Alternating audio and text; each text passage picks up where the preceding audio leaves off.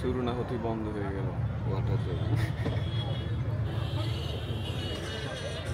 বুধবার থেকে এটা মানে এর আগের বৃহস্পতিবার থেকে বন্ধ। এটা একটু সমস্যা হওয়ার কারণে যে চকিটা আছে, চকিটা একটু সমস্যা হয়েছে। আর দ্বিতীয়ত বল যে কম, তিনটা তো এই কারণে সাপ্লাই দেওয়া হওয়ার কারণে হ্যাঁ যাত্রী বেশি আসে, এই কারণে আর কি সাময়িকভাবে বন্ধ রাখছে।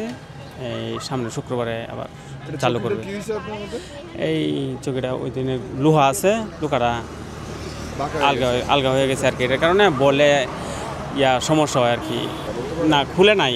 এটা মানুষ বেশি ওঠার কারণে, ওয়েট বেশি হওয়ার কারণে এরকম হয়ে গেছে। কিছু ছাত্র আছে আর কি, মানে 18 নম্বরে কলেজে পড়ে, ওরা আর কি উদ্যোগটা নিচ্ছে। হ্যাঁ 4 দিন হ্যাঁ 7-8 দিন বন্ধ থাকবে, তারপর আবার চালু হবে শুক্রবার। ইন্টারন্যাশনাল ইউনিভার্সিটিতে পড়াশোনা করতেছে ফার্মেসি ডিপার্টমেন্টে। আচ্ছা, এখানে কেন আসছিলেন? এখানে আসলাম এই যে জর্বিং দেখলাম, ওয়াটার জর্বিং ফেসবুকে ভালো একটা ভাইরাল হয়েছে। আসলে দেখলাম যে অনেক লোকজনের সমাগম, তো সেই উপলক্ষে আসলে এসে আসলে দেখলাম যে নাই, এটা আসলে একটা হতাশা দুঃখ দুটাই বলতে পারেন আর কি। উঠতে পারলাম না আর কি।